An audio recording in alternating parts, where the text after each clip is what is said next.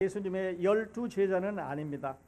가면서 야, 그 예수가 그렇게 그냥 사람들 많이 데리고 다니면서 먹는 것도 뭐 환자들, 뭐 귀신 들린 사람들, 풍랑고진 뭐 이런 많은 기적을 행하더니 그냥 대제사장과 서기관들에게 붙잡혀서 그냥 죽는데 그것도 너무 힘들게 너무 그냥 비참하게 이렇게 죽었다니 참 우리 힘이 하나도 없다. 그러면서 이제 집으로 돌아가는데 저 사람들만 돌아가는 게 아니고 이날 예루살렘에 와서 6월절 보냈던 모든 사람들이 지금 고향으로 돌아가고 있는 중에 두 사람이 가면서 힘이 빠지게 이야기를 하고 있습니다. 그때 이제 이 두 사람 속에는 희망이 사라졌습니다. 지금까지 예수님이 계시기 때문에 그가 희망이었습니다. 예수님이 계시기 때문에 그를 통해서 모든 기쁨을 공급받았는데 이제는 빛이 없어졌습니다. 삶의 의미가 없어졌고 요즘 말로 하면 살맛이 이제 없는 거지. 재미나고 신나는 일이 없어져서 시무룩하게 두 사람이 이야기를 하면서 내려가는데 갑자기 한 사람이 끼어들었습니다. 두 사람이 이야기하고 있는 중에 한 사람이 끼어들면서 지금 하고 있는 얘기가 무슨 얘기냐 했을 때 지금 예루살렘에서 내려오면서 거기서 일어나는 일을 모릅니까? 일주일 전부터 그냥 소동이 벌어졌습니다. 거기 나귀를 타고 입성할 때부터 시작해서 호산나 찬송하리로부터 시작해서 많은 사람들이 와와거리면서 큰 소동이 있고 그가 마지막 날 이제 십자가에 달려 죽고 장사를 지내는데 분명히 장사를 지내는데 또 그 굴문을 지키고 있었는데 군인들이 지키고 있었는데 3일 만에 가보니까 굴문이 열려져 있고 시체가 없어져 있고 거기서 천사들을 만났다는 여자들의 증언이 있는데 아니 그 얘기를 모른다 말입니까? 라고 이야기를 합니다. 그때 그 끼어든 그 사람이 이름을 밝히지 않고 성경을 풀어서 자기에 관한 것을 자세히 이야기를 해 줍니다. 저녁 때가 됐지요. 그래서 두 사람이 이제 자기 집에 가서 머물자 그랬는데 두 사람 중에 어느 사람 집인지 성경은 말하고 있지 않습니다. 이것이 두 사람 제자 중에 한 사람인지 아니면 다른 머무는 곳인지 성경은 말하고 있지 않지만 그 집에 이제 초청을 하고 음식을 같이 나눠 먹기 위해서 자리에 앉았습니다. 그때 비로소 그 두 사람은 자기와 함께 온 사람의 손에 못자국이 있는 것을 알게 됐습니다. 그리고 눈이 밝아져서 이분이 예수라고 하는 것을 이분이 얼마 전까지 자신들이 따라왔던 하나님의 아들 나사렛 예수 그리스도라는 것을 알고 예수라고 하는 그 표정에 놀라자 그만 예수는 disappeared 했습니다. disappeared 하는 말은 문 열고 나갔다는 얘기가 아니고 문 열고 나갔다는 말은 방이라는 로케이션 지역에서 밖이라는 지역으로 옮겼어야 되는데 옮겼다고 그러지 않고 보이지 않았다 하는 말은 그들의 눈을 다시 가리셔서 예수님은 보이지 않고 그만 그 자리에서 없어졌습니다. 그래서 예수 그리스도를 이제 제가 소개하면서 예수 그리스도는 구약 성경에 있던 어떤 선지자보다 위대한 분이라고 말씀을 드렸습니다. 모세보다도 아브라함보다도 위대한 선지자고 아론보다도 위대한 제사장이며 다윗보다도 훨씬 더 위대한 왕이셨습니다. 여호수아보다도 더 위대한 지도자로 여호수아는 가나안을 점령해서 이스라엘 백성에게 그 땅을 나눠줬지만 그리고 한 200년 동안 평화를 갖게 해주었지만 그러나 예수 그리스도는 영원나라 하늘나라를 우리에게 소개를 하시면서 우리를 인도하고 계시는 지도자라고 말씀을 하셨습니다. 그리고 이제 그 부활하신 예수 그리스도는 늘 우리가 함께 계시는데 우리가 그를 떠났을 때도 우리가 그걸 알아보지 못할 때도 또 우리가 사망의 음침한 골짜기를 홀로 걸어갈 때도 절망에 쌓여있을 때도 기쁨에 있을 때도 또 우리가 그를 꼭 필요로 할 때도 또 그렇지 않고 우리 마음대로 살아갈 때도 우리가 넘어졌을 때도 우리가 일어났을 때도 우리가 어떤 일을 하든지 늘 우리가 함께하는 우리의 구세주라고 말씀을 드렸습니다. 그렇게 본다면요 오늘 우리 예배 가운데 여러분의 옆자리에 예수 그리스도가 앉아 계십니다. 바로 옆자리에 앉아 계시면서 제가 드리는 메시지 들고 같이 듣고 있고 또 여러분이 지금 예배 들으면서 어떤 생각을 하고 계시는지 여러분이 지금 이 예배 가운데 나타나는 하나님의 말씀의 메시지를 어떻게 받으시는지 옆에서 알고 듣고 보고 함께 계신다고 하는 놀라운 사실이 우리들을 어떨 때는 두렵게도 하고 어떨 때는 기쁘게도 말해줍니다. 예수 그리스도는 오늘 여러분과 함께 우리와 함께 이 예배 자리에 계십니다. 뿐만 아니라 우리가 밖에 나가면 예수 그리스도는 우리가 어딜 가는지 아시고 우리가 무엇을 하는지 아시고 우리가 어떻게 새롭게 되어야 되는지를 아시는 우리의 영원한 컴패니언, 동반자입니다. 그리고 이제 그들이 예수 그리스도를 알아본 다음에 디스어피어드 이제 했습니다. 눈이 가려져서 예수 그리스도를 다시 볼 수가 없자 이 사람들은 예루살렘으로 급히 돌아갔습니다. 급히 돌아가서 불타는 마음으로, burning heart, 아주 뜨거운 마음으로 그냥 뛰어가서 예수 만났다. 우리가 가다가 이러이러한 사람이 왔는데 보니까 그 사람이 예수였다고 이야기를 하고 있습니다. 그런데요, 참 불행한 거는 거기서 그 말을 듣는 사람들이 믿지를 않았습니다. 믿지를 않고 보고 왔다는데, 이야기했다는데 손에 못자국 보고 와서 증거를 하는데도 그분들이 예수 만났다는 거에서 믿어주질 않습니다. 오늘 어쩌면 우리 세대도 그런 것 같아요. 우리가 구원받았고요, 우리가 예수님 만났고, 우리가 변화받았고, 우리 삶이 180도 터닝 포인트, 터닝 어라운드를 해서 새로운 사람에 대해서 새롭게 살아간다고 증언을 하는데도 사람들은 안 믿어줍니다. 그런 경우가 많은데 여기 있는 그 사람들도 믿어주지를 않았습니다. 다른 제자들이 안 믿어주니까 이제 시무룩한 거죠. 그리고 오늘 말씀이 이제 시작이 됩니다. 부활주일 저녁이죠. 그날 저녁에 11사도를 만났다고 성경은 말하고 있는데 제 생각에는 마가가 이 사람들을 11명을 셌을 것 같지는 않습니다. 왜냐하면 다 카운트를 해보면 12명의 제자들 중에서 한 사람은 자살을 해서 없어졌기 때문에 11명인데, 그러나 요한복음하고 연결시켜 보면 도마는 그 자리에 없었으니까 맥시멈으로 다 있으면 10명이 있어야 될 텐데, 아마도 마가는 제자들에게 이렇게 하고 11명이라고 하는 말은 그 사람들을 그룹으로 해서 아마 카운트를 하지 않았을까 하는 그런 추측을 해보는데, 숫자적으로는 11가 아니라 10명이 맞아야 되는 거죠. 그들을 만나서 이제 이야기를 하고 있을 때 예수님이 오셨습니다. 그리고 아주 강한 어조로 이제 책망을 하시는데요.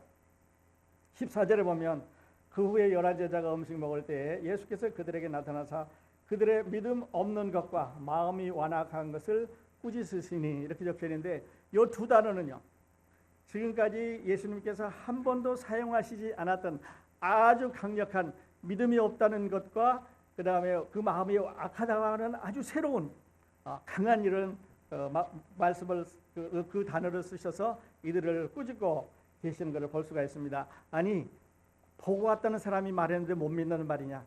나하고 같이 간 사람이 금방 와서 얘기를 했는데 못 믿는다면 너희가 누구를 어떻게 믿는다는 말이냐 하면서 아마 야단을 치셨겠죠. 이제 이 부분에 대해서 요한은 그 요한복음 20장 마지막 부분에서 그 도마의 이야기를 연결을 했습니다. 도마가 예수님 거기 갔을 때 없었지요. 그랬을 때 도마가 돌아와서 우리 예수님 만났다. 예수가 여기 왔었다. 그래서 손도 보고 발도 보고 옆구리도 보고 봤는데 틀림없더라. 얼굴 모습도 보고 음성도 보고 틀림없이 부활하신 우리 선생이다 라고 말했을 때 도마가 고지를 안 듣지요. 나는 내가 내 손으로 직접 손에 옷자국, 옆구리에 창자국 안 보고는 나는 못 먹겠다. 그랬을 때 예수님이 다음번에 지난 후에 다시 이 도마가 그 자리에 있을 때 제자리로 왔습니다. 8회가 지나놉니다. 그래서 익살스럽게 누군가가 그림을 그렸습니다마는 도마에게 이제 신체 검사를 시킵니다. 자, 손도 봐라. 또 옆구리도 봐라. 내가 분명히 증거를 찾는다면 여기 이 증거가 여기 있지 않냐고 보였을 때, 성경 가운데 제가 봤을 때는 가장 아름다운 고백을 지금 도마가 하고 있는데요. 그 부분을 여러분에게 소개해 드리겠습니다. 도마가 그날 이렇게 말합니다. 나의 주님이시여 나의 하나님이시이다. 우리말로는 길게 번역이 되어 있는데요, 조금 복잡한 것처럼 보이지만 그러나 단어를 골라보면은 my Lord and my God, my를 2번 썼으니까 my Lord and God, 4글자입니다. 이 고백이 제가 볼 때는 성경 가운데 가장 강력한 아름다운 고백이 아닌가 싶습니다. 여러분은 예수를 소개할 때 어떻게 소개하십니까? 도마는 내 주시고 내 하나님이시라고 소개했습니다. 거기에 더할 것도 없고 더 빼낼 것도 없습니다. 이분은 창조주시고, 이분은 여호와시고, 이분은 나의 구세주시고, 나의 주인이시고, 나를 이끌어가는 사람이시고, 나의 하나님이라고 하는 이 고백 속에는 모든 것이 다 들어 있습니다. My Lord and my God. 마치 시편 23편을 보게 될 때 여호와는 나의 목자시니, The Lord is my shepherd. 이렇게 말할 때 거기서 그 my라고 하는 말이, 나의 목자라고 하는 말이 예수 그리스도가 자기 거라고 하는 이 도마의 고백과 일치를 하게 되는데, 여러분 이 고백이 여러분의 고백이 되시기를 바랍니다. 예수 그리스도가 여러분의 주인이시고, 죄를 사해 주신 주인이시고, 내 삶을 인도해 주시는 주인이시고, 한나라를 인도해 주시는 주인이시고, 나와 함께하는 주인이시고, 내 생활을 결정하는 주인이시고, 내 생각 속에 들어가는 주인이시고, 내가 하고 있는 모든 일에 나와 함께하는, 나를 이끌어가는 롤드라고 하는 이런 고백이 여러분 마음에 있으시기를 바랍니다. 도마는 그날 그렇게 말했습니다. 예수님을 보자 눈이 밝아져가지고 My Lord and my God 라고 외쳤습니다. 그런데요, 마태복음 16장에 보면 예수님께서 베드로를 칭찬하신 적이 있습니다. 사람들을 이제 가이사랴 빌립보 지방에 다니면서 제자들이 다 전도를 하고 돌아왔을 때 예수님이 물었습니다. 사람들이 나를 누구라 하더냐? 그랬을 때 리포트를 하지요. 어떤 사람은 선지자라고 그러고, 어떤 사람은 뭐 엘리야라고, 어떤 사람은 누구라고 말합니다. 그때 베드로가 이렇게 고백합니다. 여러분 잘 아시는 대로 주는 그리스도시요 살아계신 하나님의 아들이십니다. 이렇게 고백했을 때, 야, 베드로가 참 놀랐구나. 그래서 예수님이 칭찬을 해주셨습니다. You are the Christ, the Son of the living God. 당신은 그리스도시요 살아계신 하나님의 아들이시다, 이 말하고요. My Lord and my God 하고, 여러분은 어떻게 들리십니까? 당신은 You are the second person입니다. 그런데 이 도마의 금은 You are my God이니까 first person이라고, 나와 함께 가는 사람이라는 뜻입니다. 내 안에 나와 함께 평생을 이렇게 갈 수 있는 동반자라고 하는 고백을 하고 있으니까 성경적에 저는 가장 아름다운 고백 중에 하나라고 생각을 합니다.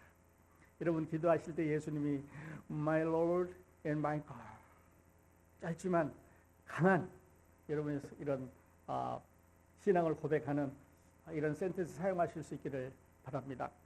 그리고 나서 예수님이 말씀하시기를, 또 가라사대 너희는 온 천하에 다니며 만민에게 복음을 전파하라. 믿고 세례를 받는 사람은 구원을 얻을 것이요 믿지 않는 사람은 정죄를 받으리라 라고 고역에 바로 이어서 말씀하시는데요. 마태복음에는 이거를 조금 더 다르게, 좀 더 자세하게 기록을 했는데, 여기서 말하는 너희는 온 천하에 다니며 만민에게 복음을 전파하라. 근데 영어 성경에 보면은요, all the world라고 되어 있고, 그 다음에 all the generations 이렇게 두 번을 강조해서 말하고 있습니다. 온 천하에 다닌다는 말은 every part of the world라는 말입니다. 히브리 말로 하면 아판타 이런 말인데, 이렇게 전부 다 여기 있는 과일 이렇게 말하지 않고, 과일을 한 개 한 개 헤아려서 하나하나를 다 헤아려서 말할 때는 과일은 과일이지만 한 개 한 개 다 이렇게 떨어져 있는 객체를 강조해서 하는 말입니다. 그러면 너희는 온 천하에 다니면서 복음을 전하라 하는 말은 온 천하라고 하는 온 세상을 말하는 게 아니고, 그 세상에 살고 있는 한 사람에게 다니면서 모두 다 복음을 전하라고 이렇게 말씀을 하고 있습니다. 잘못 보면 여기는 믿고 세례를 받는 사람은 구원을 얻을 것이요 이렇게 말했으니까, 믿고 세례를 받는 사람은 구원을 얻을 것이요, 이래서 어떤 사람들은 세례가 구원의 조건이라고 말합니다. 왜냐하면 여기서 믿음과 세례가 합해져서 구원이라는 것처럼 들리게 되는데, 그래 잘 보면 전혀 그렇지가 않습니다. 영어 성경을 코테이션을 했는데요. Whoever believes and be baptized. believes 지금 믿는 거고, will be is baptized 수동형으로 썼죠. will be saved 이렇게 했고요. has believed and has been baptized 이렇게 썼으니까, 믿고 세례를 받는 사람은 구원을 받을 것이요 믿지 않는 사람은 정죄를 받으리라 그랬습니다. 자, 밑으로 내려가 보십시다. 밑에 세컨드 센텐스를 보면 믿지 않는 사람은 정죄를 받으리라 그랬으니까 문장을 우회로 세례가 구원받는 조건이라면, 믿음 플러스 세례가 구원받는 조건이라면, 정죄를 받는 사람은 믿지 않는 사람뿐만 아니라 믿지 않고 세례를 받지 않는 사람은 정죄를 받는다고 말씀하셔야 맞는 겁니다. 그런데 밑에는 믿지 않는 사람이라고 말을 했기 때문에 여기서 세례가 구원의 조건은 아니라고 하는 거죠. 침례가 또는 세례가 구원의 조건인가? 침례는 구원의 조건이 아닙니다. 침례는 믿음의 외적인 순종의 표시입니다. 그러므로 세례를 받아야 구원받는다고 하는 말은 전혀 다른 이런 말입니다. 한 번 더 말씀드리면 구원은 십자가의 죽음과 관계가 있습니다. 내가 그리스도와 함께 십자가에 죽었나니, 우리가 예수 그리스도를 믿을 때 우리는 십자가에 우리 모든 정과 의와 생각과 의지와 삶과 모든 것을 예수 그리스도와 함께 죽는다고 성경은 말하고 있고요. 그 다음에 침례는 그것을 물속에 장사 지내서 다시 부활하게 하는 그 순종의 표시라고 말씀을 하고 있습니다. 그러므로 우리 그리스도인들이 그리스도의 제자가 되기 위해서는, 예수 그리스도의 제자가 되기 위해서는 둘이 아주 밀접한 관계가 있습니다. 믿고 구원받아서 세례받아야 그 제자로서 활동할 수 있다고 하는 순종의 표시로 밀접한 관계가 있는데, 그렇다고 둘이 항상 딱 두 개가 한꺼번에 있어야만 성립하는 것은 아닙니다. 둘은 분리도 가능합니다. 어떤 사람은 구원만 받았고, 그렇죠. 어떤 사람은 또 그렇지 않은 사람들이 있는데, 만일에 오늘 우리 크로스포인트 성도님들 가운데 내가 예수 믿고 구원받기 전에, 내가 내 죄를 예수께서 다 사해 주셨다는 것을 알기 전에 여러분이 어떤 형태로 물을 뿌리셨다든지 세례를 받으셨다든지 이러면요, 우리는 다시 한번 그 세례에 대해서 생각해 볼 필요가 있습니다. 왜냐하면 구원이 죽음이라고 말했기 때문에 세례를 먼저 받았다면요, 죄인에다가 물을 뿌린 거고, 세례를 먼저 받았다면 죄인을 물속에 꺼냈다는 얘기니까, 죄인은 물 뿌려도 죄인이고 물 닦아도 죄인이고, 그러니까 dry sinner나 wet sinner나 sinner는 sinner입니다. 물속에 침례로 담갔다면 immerse 했거나 immerse 안 했거나 죄하고는 상관이 없습니다. 죄는 예수 그리스도의 십자가를 믿을 때만 용서함을 받는 거기 때문에 먼저 믿고 그 다음에 세례를 받는 것이 순서입니다.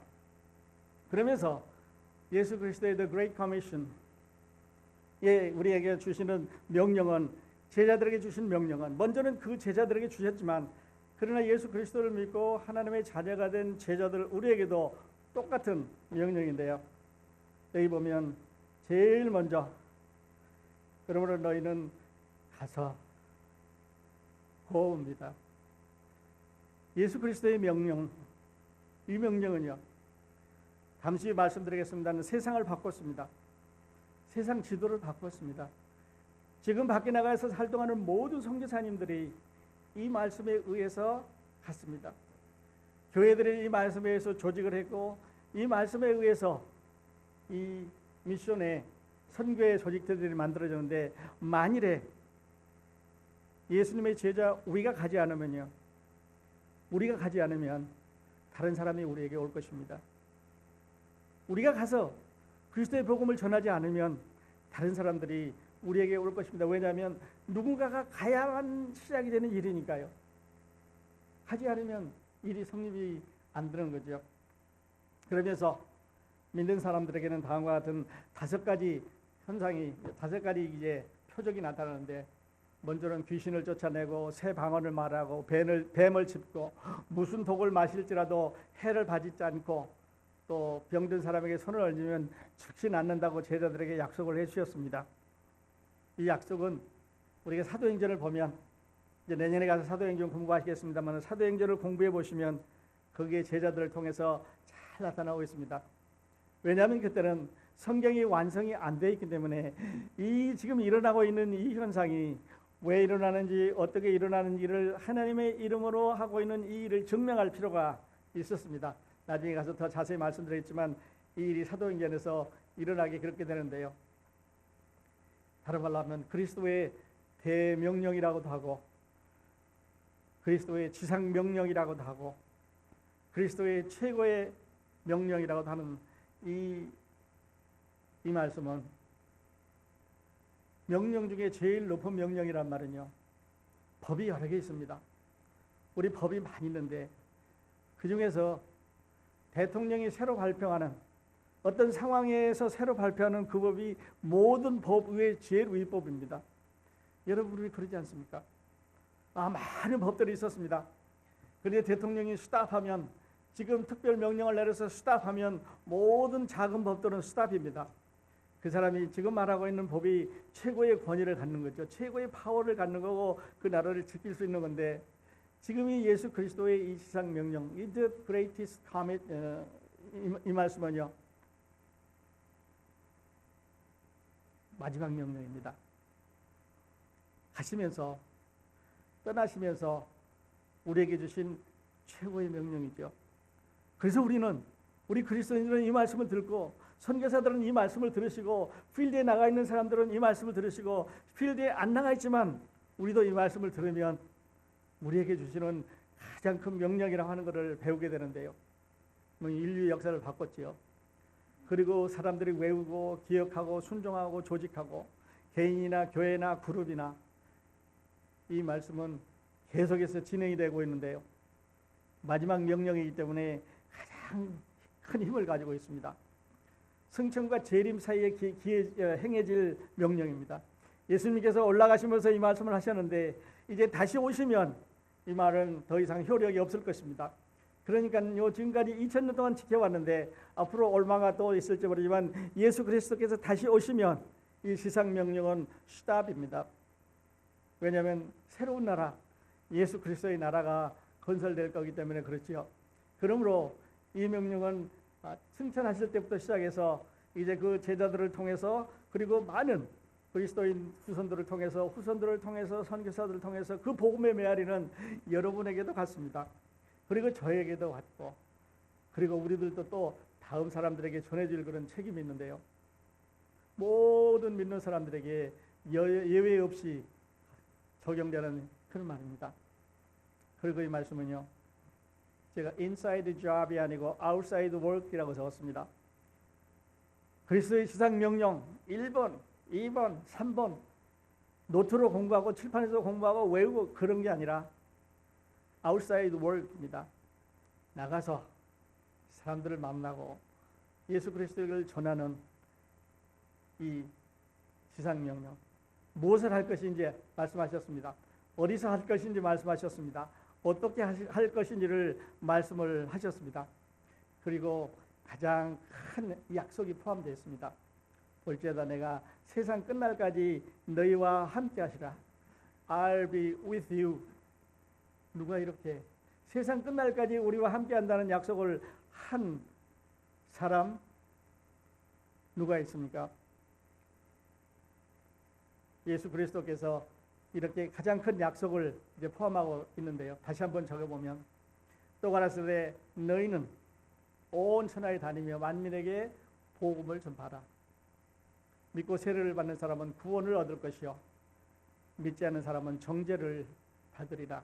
그러니까 믿고 세례 받으면 정죄 안 받는다는 게, 그러니까 믿으면, 밑에 보면 믿지 않으면 정죄를 받으리라 했으니까 믿으면 정죄를 안 받는다고 하는 이런 말씀을 하고 있는데요.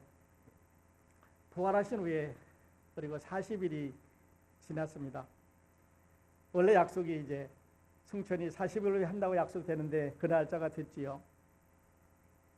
아주 중요한 말씀 하나가 있는데요. 19절에 주 예수께서 말씀을 마치신 후 하늘로 올려지사 하나님 우편에 앉으시니라, 이렇게 적었습니다. 그냥 읽지 마시고요. 주 예수께서 말씀을 마치신 후 하늘로 올려주사, 거기 주 예수께서란 말에 표시를 한번 해주세요. 왜냐하면요, 마가가 지금까지 마가복음 1장 1절부터 시작해서 이 마지막 부분 여기까지 올 때까지 한 번도 예수 그리스도를 주 예수라고 부른 적이 없습니다. 나사렛 예수라고 불렀고 하나님의 아들이라고 불렀고 그랬는데, 여기서는 주 예수께서 이렇게 부름으로 이 말은 40일 후에 부활하신 후에 모든 일을 다 마치신 후에 나사렛 예수가 이제는 the Lord Jesus Christ가 되는 겁니다. 얼마나 아름다운 고백인지 몰라요.